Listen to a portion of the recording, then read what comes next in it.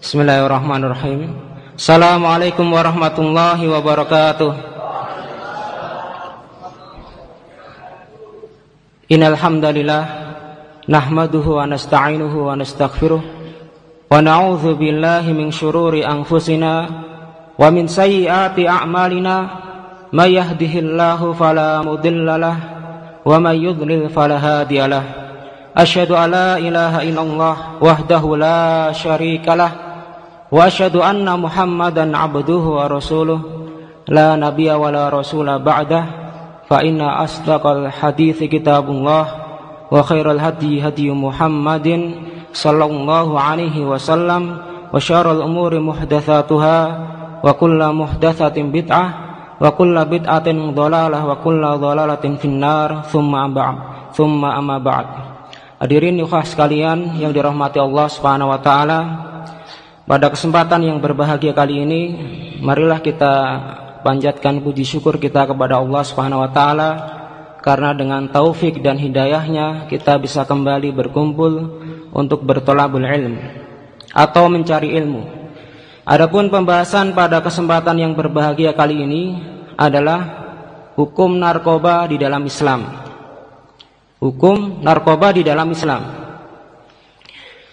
Pada pertemuan yang telah lalu, kita telah mendengar informasi, data yang mengagetkan kita, mengherankan kita, membuat kita sedih, membuat kita bertanya-tanya. Bagaimana tidak? Setiap tahun 15.000 nyawa melayang karena narkoba. Bayangkan, 15.000 nyawa. Ini bukan sekedar pengerusakan generasi, bukan sekedar pembunuhan generasi, tapi bisa dikatakan pembantaian terhadap generasi kita di Indonesia. Belum lagi mereka yang terjangkit sakit, terkapar tak berdaya. Belum lagi mereka yang memenuhi rumah-rumah rehabilitasi pecandu narkoba, sangat banyak sekali. Jadi hadirin sekalian yang dirahmati oleh Allah Subhanahu wa taala, banyaknya kasus kematian ataupun penyakit yang menyebar disebabkan karena narkoba tidak lain karena peredaran narkoba di Indonesia juga sangat pesat sekali. Bagaimana tidak? Dalam sehari saja omset yang didapatkan dari trading ataupun jual beli narkoba itu bukan hanya ratusan juta rupiah, tapi mencapai miliaran dalam sehari, ya.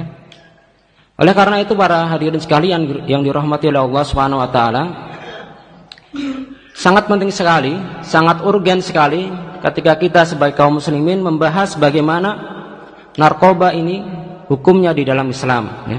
Kalau khamr kemarin telah dijelaskan, hukumnya telah qat'i, jelas sekali baik di dalam Al-Qur'an, As-Sunnah maupun ijma, jelas sekali hukumnya. Khamr adalah haram, tidak ada negosiasi lagi.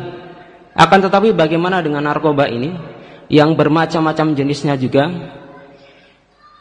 Oleh karena itu pada kesempatan yang singkat ini kita akan bahas tinjauan hukum Islam tentang narkoba itu sendiri.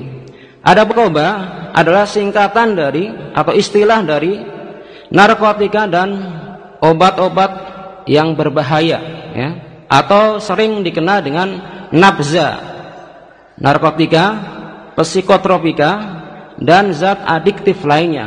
Jadi berupa obat, ya, baik yang secara sintetis ataupun tidak, ya, berasal dari tanaman maupun selainnya, yang bisa menyebabkan ketagihan, mempengaruhi kerja otak sehingga seseorang bisa kecanduan dengan obat-obat tersebut. Dan ini jenisnya sangat berbagai macam, menyebar di Indonesia. Awalnya memang pasaran narkoba itu bergerak, berputar pada kalangan elit, ya, para eksekutif muda, para pebisnis, artis, ya, bintang film dan lain sebagainya.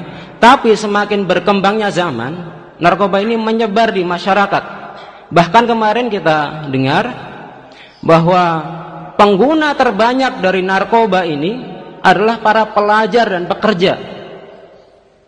para pelajar dan pekerja, yang rata-rata mereka masih muda, ya. Adapun jenisnya yang pertama adalah putau, ya. Ini perlu kita untuk mengetahui jenisnya dalam rangka untuk menjauhi, ya, bukan untuk membeli dan lain sebagainya, ya. Jadi putau ini adalah jenis heroin, ya, yang berupa bubuk semacam tepung yang biasanya sering beredar di anak-anak remaja pengguna narkoba, ya. Mereka menggunakan putau ini dihirup secara langsung, ya, dihirup secara langsung, ya. Padahal ini sangat berbahaya sekali, ya. Selain hidung mereka bisa berdarah, ya, bahkan kalau kecanduan, para pengguna putau ini tidak segan-segan menancapkan jarum suntik ke tubuhnya, sehingga seringkali didapati banyak pecandu putau ini mati dalam keadaan jarum suntik masih menusuk di tubuhnya. Ini tragis sekali, ya. Yang kedua adalah ganja atau cimeng. Ya, mungkin ini ikhwah yang tinggal di Aceh paham nih bentuknya bagaimana. Ini juga menyebar, ya. Ini menyebar di masyarakat kita, ya. Harganya pun kalau dulu sangat elit sekali, mahal sekali, sekarang bermacam-macam, Pak, ya. Ada yang harganya satu butirnya 10.000, ya. Mereka katakan ini adalah sebagai paket hemat. Jadi anak-anak muda, para pelajar pun bisa mengkonsumsi dengan satu butir yang harganya 10.000, ya, seperti mereka membeli rokok, ya. Ganja atau cimeng ini berupa daun, ya, karena memang ada beberapa tanaman yang mempunyai kandungan adiktif, ya, bisa menyebabkan orang mabuk, ya, seperti ini ganja. Kalau kita di kampung mungkin kalau ada yang kenal buah kecubung, ya, itu kalau dibuat kopi orang bisa mabuk 3 hari nggak bangun, gitu, ya. Buah kecubung itu hati-hati, ya, itu jangan sembarangan dengan buah kecubung itu. Kalau dibuat kopi, ya, dibubuk, ya, cuma diminum bisa mabuk itu, ya. Yang ketiga adalah morfin. Morfin yaitu merupakan zat adiktif, ya, yang diperoleh dari candu, ya, melalui pengolahan secara kimia, ya. Ada yang memang prosesnya secara kimia. Adapun morfin ini penggunaannya dengan disuntikkan di dalam badan. Kemudian yang sangat terkenal, ya, di kalangan para pengguna narkoba yaitu pil ekstasi.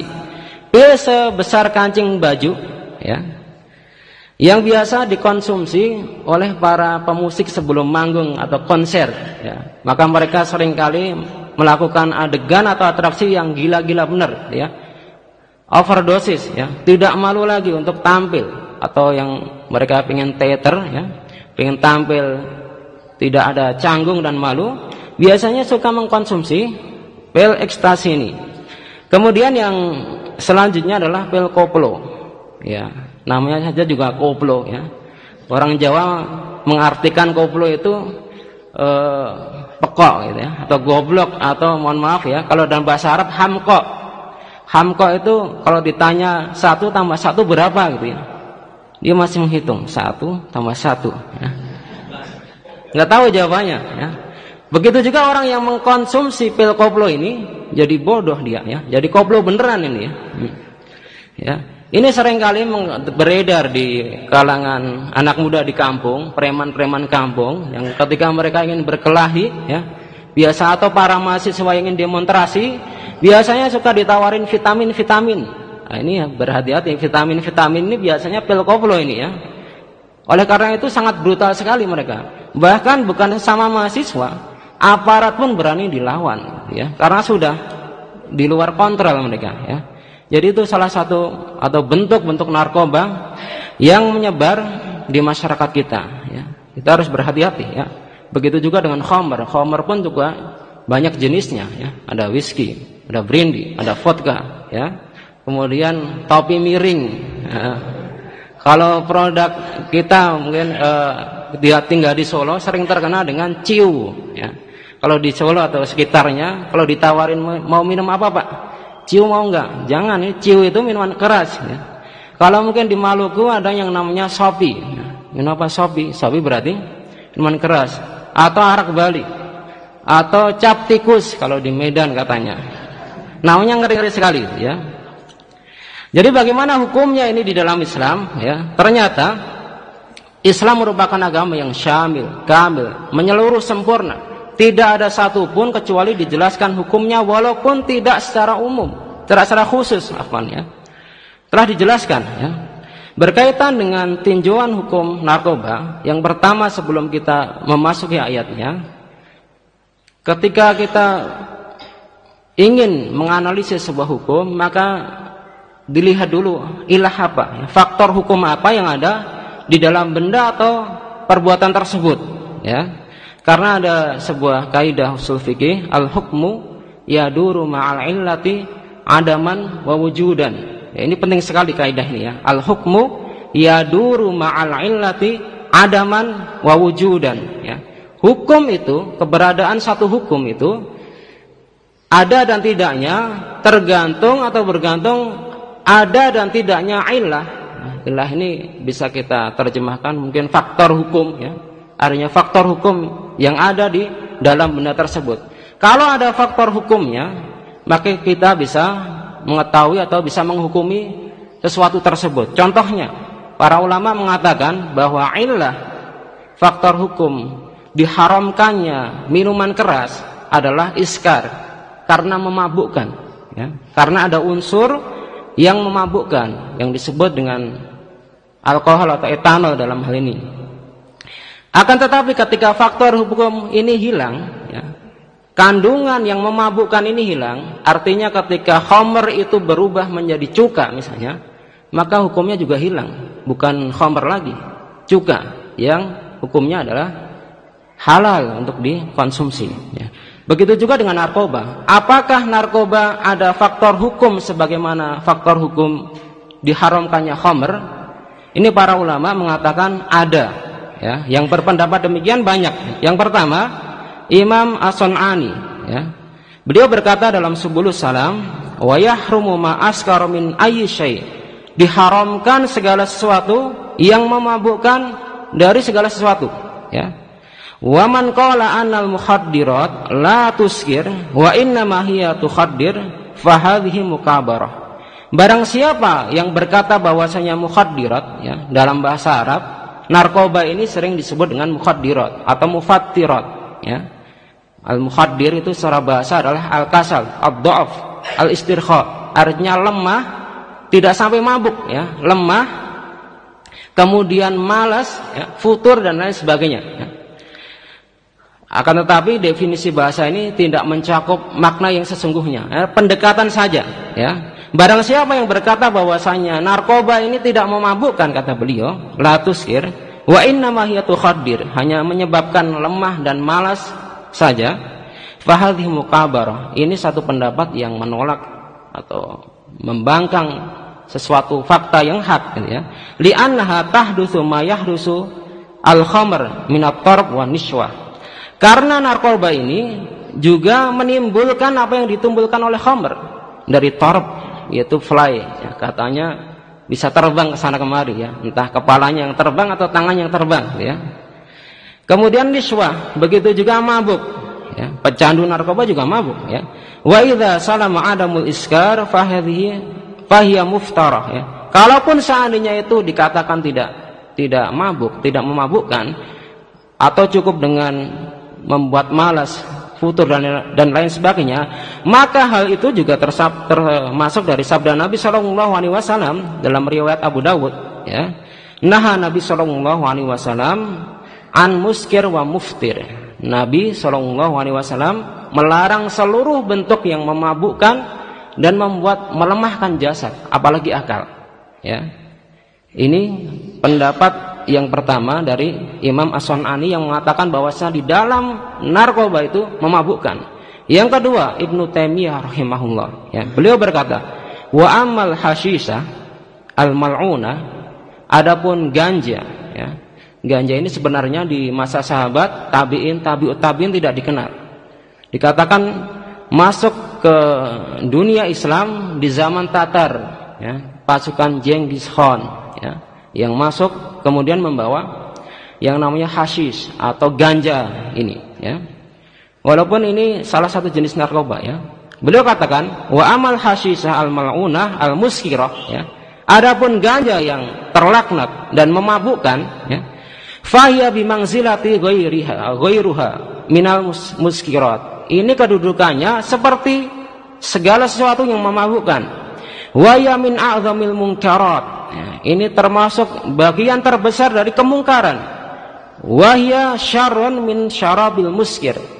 Ini lebih berbahaya ya, ganja ini lebih berbahaya dari minuman yang memabukkan ya. Kemudian fa innaha ma'a annaha tuskir akiluha hatta yubqa mastulan fayaturithu takhnith wad duyutha wa tufsidul mizah. Selain hal tersebut ya, ganja ini ternyata menyebabkan pengonsumsinya, penggunanya mempunyai sifat takhnith ya, berlagak bencong atau banci. Benar enggak ini? Ya, kurang paham ya secara kenyataannya ya. Tapi yang disebutkan Ibnu Taimiyah ya, ini sebuah kenyataan ya. Mereka berlagak seperti itu ya. Wad duyutha, tidak punya malu dan cemburu ya. Oleh karena itu bagi mereka yang kecanduan bukan sekedar barang berharga yang mereka jual ya. Apalagi kalangan wanita yang sudah kecanduan, mereka rela menjual harga dirinya demi sebutir pil narkoba ya, rela ya, karena saking kecanduannya. Bahkan yang lebih parah, anak-anak muda ya, yang kecanduan, lem sepatu yang baunya menyengat dihirup gitu ya, dihirup sampai mereka mabuk ya. Banyak sekali itu ya. Wa tufsidul mizah. Begitu juga merusak perangai. Narkoba itu merusak perangai. Pendapat yang ketiga dari Imam Az-Zarkashi, beliau mengatakan wallazi ajma'a 'alaihi al-attiba wal ulama bi ahwalin nabat, maksudnya adalah ganja bi anha muskirah. Jadi yang disepakati oleh para ulama dan dokter pada zaman itu bahwasanya ganja itu memabukkan. Kemudian yang terakhir ya, yang berkata bahwasanya di dalam narkoba atau ganja itu adalah muskir atau memabukkan adalah Al-Imam Ibnul Qayyim rahimahullah ya. Beliau mengatakan wa luqmah mal'unah, satu bentuk makanan yang tercela ini atau kita katakan mungkin sekarang pil terlaknat ya. Al-hashisah maksudnya ganja, luqmatul fiski, salah satu makanan yang dikonsumsi oleh orang-orang fasik ya. Allati tuharikul qalba sakin ila akhbathil amakin, yang menggerakkan hati yang tenang, yang ramah ke tempat-tempat yang paling buruk ya. Fa inna hadza kullahu khamrun bin nasi Rasulillah sallallahu alaihi wasallam. Tegas sekali Ibnu Qayyim rahimahullah. Hal tersebut ya adalah bentuk khamr ya, dengan nas dari Rasulullah sallallahu alaihi wasallam. Apa nasnya? Hadis Nabi sallallahu alaihi wasallam, kullu muskirun khamr ya. Setiap yang memabukkan itu termasuk dalam kategori khamr ya. Kemudian tinjauan dari Al-Qur'an, ada beberapa ayat yang menjelaskan, mengisyaratkan walaupun tidak secara nas ya, akan tetapi ini bisa dijadikan dalil untuk menghukumi narkoba itu sendiri. Yang pertama, Allah Subhanahu wa taala berfirman di dalam surat Al-A'raf ayatnya 157. Wa yuhillu lahumut thayyibat wa yuharrimu 'alaihimul khaba'ith. Allah Subhanahu wa taala menghalalkan segala bentuk yang halal, dihalalkan, yang baik dihalalkan. At-thayyibat, yang baik ya. Bagaimana cara mengetahui yang baik? Tentunya dengan Al-Quran dan As-Sunnah. Begitu juga dibantu dengan akal yang sehat ya. Yang baik itu dihalalkan oleh Allah Subhanahu wa taala. Kemudian yang khaba'ith, yang khabith, yang buruk, yang jelek, ini diharamkan oleh Allah Subhanahu wa taala. Kemudian kalau kita tanya, narkoba kira-kira baik atau buruk, Pak? Saya yakin ya, orang yang masih sehat akalnya akan mengatakan narkoba itu buruk ya. Buruk, jelas sekali. Orang pecandu narkoba bukan hanya rusak dari sisi agamanya saja, badannya rusak ya. Kemudian rumah tangganya rusak, hartanya rusak ya, nasalnya mungkin ya, hifdzun nasalnya juga rusak ya, keturunannya juga rusak. Oleh karena itu diharamkan segala bentuk yang buruk ya. Bukan hanya narkoba juga, ya. Segala yang buruk. Kalau rokok buruk nggak itu kira-kira? Ya. Rokok buruk nggak? Buruk ya. Jelas sekali ya. Bahwa rokok ya, ataupun sejenisnya juga buruk. Mohon maaf ini ya. Kenapa buruk? Karena tidak ada yang mengatakan bahwasanya rokok itu menyehatkan. Ya. Bahkan terbukti para pembuat atau industri rokok sendiri mengakui dengan sejujur-jujurnya di setiap iklan bahwa merokok itu bisa menyebabkan sakit jantung, impotensi, ya, potensi, kemudian gangguan saraf dan lain sebagainya. Ya, itu diakui oleh mereka. Tapi karena iklan rokok yang sangat ngejreng, gitu ya, fantastis, ya, go ahead, terus apalagi gitu ya, itu kan bikin orang jadi terlenakan dengan bahaya yang ada di situ. Ya. Oleh karena itu, para ulama Syafi'i, ya, Ibnu Alan Al-Qalyubi, ya, pada abad 1200, ya, mengatakan bahwasanya rokok itu haram. Ya, ini bukan perkataan saya. Dikirain nanti terlalu keras itu. Ada yang sebagian mengatakan masa rokok keras, ya, mengharamkan rokok itu terlalu berlebihan. Bukan ya. Ini karena tinjauan syar'inya memang banyak mafsadatnya. Oleh karena itu perlu diapresiasikan ya. Dalam hal ini fatwa Majelis Ulama sendiri, Majelis Ulama Indonesia mengatakan bahwasanya rokok itu haram. Ya. Dengan berbagai macam dari ya. Adapun yang mengatakan itu hanya mubah. Ya. Kenapa mubah? Karena yang berdalil adalah mubah adalah berdalil dengan hadis Nabi SAW melarang seseorang memakan basol, ya, bawang putih yang masih mentah kemudian ke masjid. Ya. Kenapa? Karena mengganggu malaikat. Ya. Begitu juga rokok. Ya. Kalau rokok itu habis merokok, mohon maaf, kemudian sikat gigi, kan baunya hilang, jadi nggak masalah. Ternyata ilahnya bukan hanya bau, ya, tapi ini merusak badan kita. Ya. Merusak badan kita ya. Pada zaman Khilafah Utsmani pernah diterapkan kebijakan para perokok itu disita, Pak. Ya, disita, rokoknya disita, kemudian pemakainya itu disanksi, diberikan sanksi. Enggak tahu sanksi apa seperti itu ya. Kemudian kita lanjutkan ya, segala yang jelek itu diharamkan oleh Allah Subhanahu wa taala dan tidak ada satupun yang mengakui bahwasanya narkoba itu baik ya. Kalaupun ada kebaikan, khamr pun juga ada kebaikan. Tapi kenapa Allah mengharamkan khamr?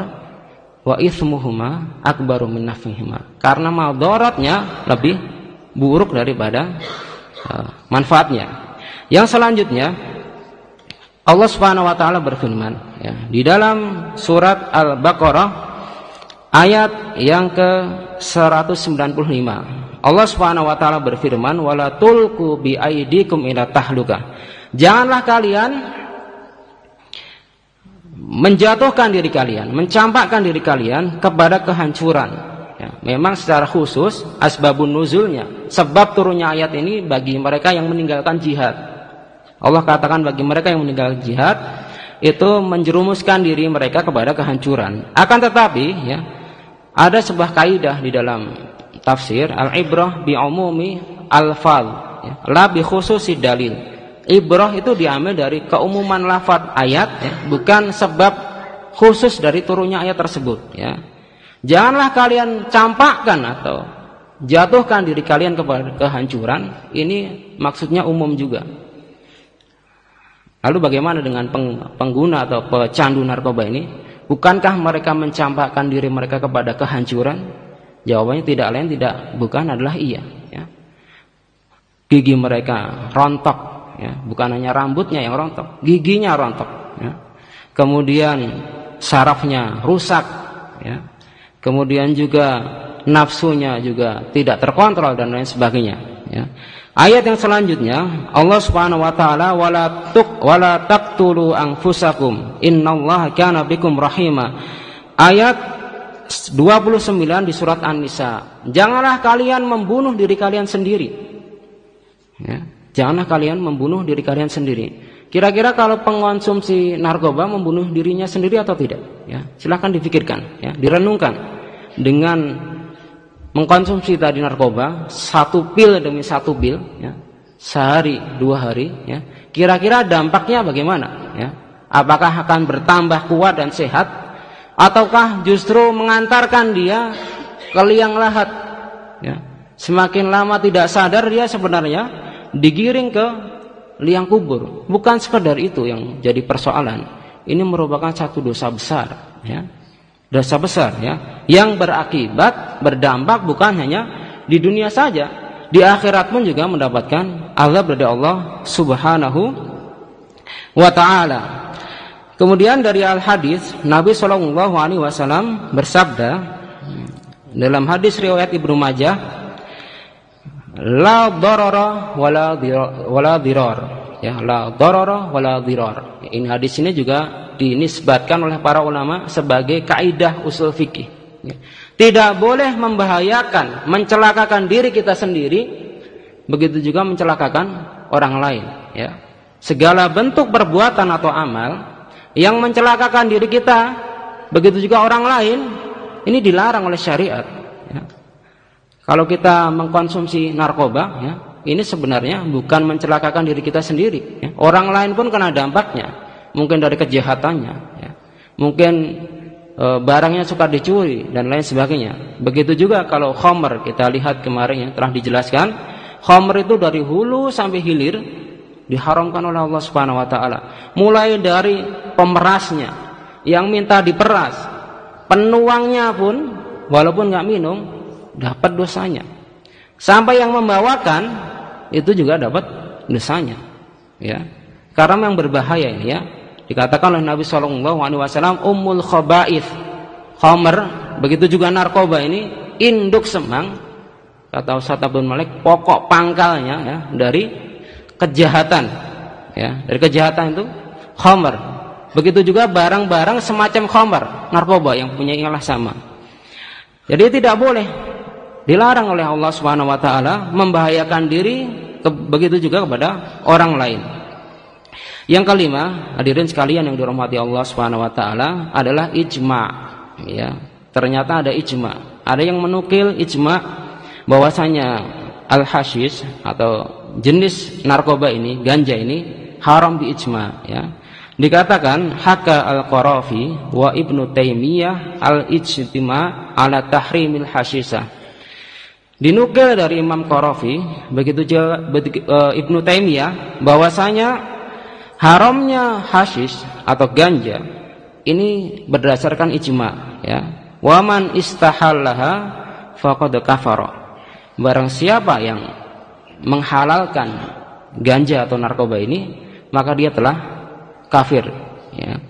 Kemudian hukuman bagi pecandu narkoba bagaimana? Ternyata juga disebutkan oleh Imam Ibnu Taimiyah, ya. Beliau berkata, yajlidu muta'ati al-hashisah kama yajlidu syaribal khamri. Pecandu narkoba ini dijalid, ya, dihukum, ya, dicambuk, dipukul, ya, sebagaimana pelaku atau pecandu khamr. Kalau dikatakan kemarin adalah 40 kali, ya. Kalau tidak jera dengan 40 kali itu boleh ditambah sebagaimana perbuatan Umar bin Khattab menjadi 80 kali, ya. Kalau yang keempat, ya, kata Nabi sallallahu alaihi wasallam, sudah 2 kali, 3 kali, keempat masih nekat lagi, faqtuluhu, dibunuh, ya, karena berbahaya, ya. Li'annaha akhbath minal khamr, karena narkoba itu lebih buruk daripada khamr, min jihatin anna tufsidul aql wal mizah hatta yasira rajul fi tahannuth wa diyasa, ya. Karena itu lebih buruk daripada minuman keras karena merusak akal, akalnya jadi rusak, ya. Kemudian peranginya juga hancur, ya. Sehingga seorang laki-laki bisa saja berperangai seperti wanita atau sebaliknya. Begitu juga dia akan mengalami satu sifat ad-diyasa, tidak ada rasa malu lagi untuk melakukan kejahatan, untuk melakukan segala macam perbuatan dosa, tidak ada rasa malu lagi. Wa kilahuma yasuddu an dzikrillah wa anis shalah. Jadi keduanya, baik khamr ataupun narkoba ini, sama-sama menghalangi seseorang dari beribadah, mengingat Allah Subhanahu wa taala. Begitu juga kepada sholat, ya. Tidak ada orang yang sedang mabuk itu menjalankan sholat, ya. Oleh karena itu tepat sekali apa yang disabdakan oleh Nabi Shallallahu Alaihi Wasallam. Tidaklah seseorang ya, meminum khamr. Ketika minum khamr itu dia sedang keadaan beriman, ya. Tapi biasanya karena tadi faktor dia melakukan dosa besar, ya. Tidak mengingat Allah Subhanahu Wa Taala, tidak tahu apa yang dia kerjakan, ya. Oleh karena itu para hadirin sekalian yang dirahmati Allah Subhanahu Wa Taala, ini merupakan satu petaka yang besar yang butuh solusi, ya, bagi kita kaum muslimin. Dan saya yakin, ya, di antara banyak korban yang disebutkan Badan Narkotika Nasional, kebanyakan kaum muslimin, ya, para remaja yang merupakan generasi bangsa. Kalau tidak ada pencerahan bagi mereka, dakwah pada mereka, penyuluhan tentang bahaya narkoba, baik lewat buku maupun ceramah, tentu ini akan sangat-sangat merusak sekali, ya. Setiap tahun akan bertambah orang yang mati sia-sia di jalan narkoba, ya. Demikian, mudah-mudahan bisa bermanfaat. Subhanakallahumma wa bihamdika asyhadu alla ilaha illa anta astaghfiruka wa atubu ilaik. Assalamualaikum warahmatullahi wabarakatuh.